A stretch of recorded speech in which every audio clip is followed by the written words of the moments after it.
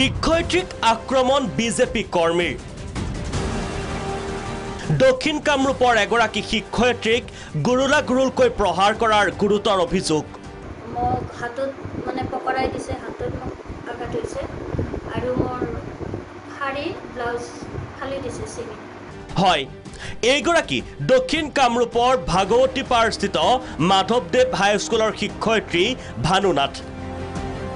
শিক্ষয়িত্ৰীগৰাকীৰ কাণ হাতত আঘাতৰ চিন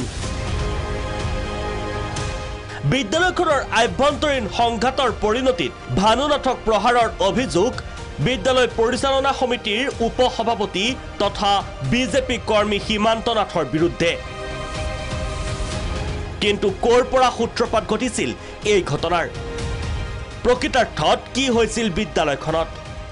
প্ৰাগ নিউজৰ হাতত শিক্ষয়িত্ৰীগৰাকী আচৰণৰ এক এক্সক্লুসিভ ভিডিঅ ইয়াত ব্যৱহাৰ ভাল কৰা টিচাৰ তুমি নেকি টিচাৰৰ ব্যৱহাৰ টিচাৰ পূৰ্বৰ পৰাই শিক্ষয়িত্ৰী ভানুনাথৰ আচৰণত অতিষ্ঠ হৈছিল বিদ্যালয় কৰ্তৃপক্ষ টিচাৰ তুমি নেকি টিচাৰৰ ব্যৱহাৰ টিচাৰ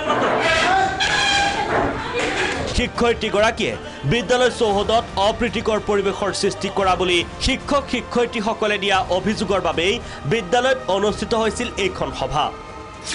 বিদ্যালয় কৰ্তৃপক্ষৰ ভাষ্য উদ্দেশ্য প্ৰণোদিতভাৱে প্ৰহাৰ কৰা নাছিল শিক্ষয়িত্ৰী ভানুনাথক আত্মৰক্ষাৰ বাবেহে ভানুনাথক প্ৰহাৰ সীমান্তৰ বিদ্যালয় কৰ্তৃপক্ষৰ মতে আমি আহি ইয়াতে যিখিনি কথা পাতি গম পালোঁ বিদ্যালয় কৰ্তৃপক্ষৰ মতে সিদিনা অপ্ৰীতিকৰ পৰিৱেশ এটাৰ সৃষ্টি হয় আৰু তেওঁ বিভিন্ন কথা প্ৰসংগত উত্তেজিত হৈ তেওঁলৈ বটল মাৰি দিয়ে বটল এটা দলিয়াই দিয়ে উপসভাপতিগৰাকীলৈ আৰু তেওঁৰ ওঠত লাগি ফাটি যোৱা বুলি বিদ্যালয় কৰ্তৃপক্ষই জনাইছে হেড মেডামে জনাইছে আৰু তাৰপিছত তেওঁ উত্তেজিত হৈ চেণ্ডেল লৈ পেলাই তেওঁক বোলে মাৰিবলৈ আগবাঢ়ি গৈছিল আৰু তাৰপিছত সেই তেওঁ বচাবৰ কাৰণে তেওঁক ঢকা মাৰি দিয়ে আৰু তেতিয়া তেওঁ বাগৰি যায় বুলি বিদ্যালয় কৰ্তৃপক্ষই জানিব দিছে পিছে ওলোটা ভাষ্য শিক্ষয়িত্ৰী ভানুনাথৰ নতুনকৈ গঠিত হোৱা উপসভাপতি শ্ৰী সীমান্ত নাথে মোক ঘুচিয়াই প্ৰহাৰ কৰে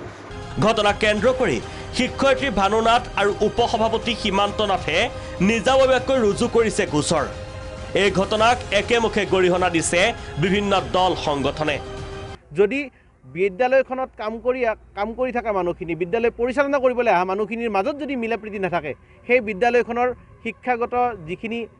কাম কাজ ছাত্ৰ ছাত্ৰী পঢ়াৰ যি পৰিৱেশ সেয়া কি পৰিৱেশ হৈ আছে সেই কথাখিনি আমি বুজিবলৈ বাকী নাথাকিব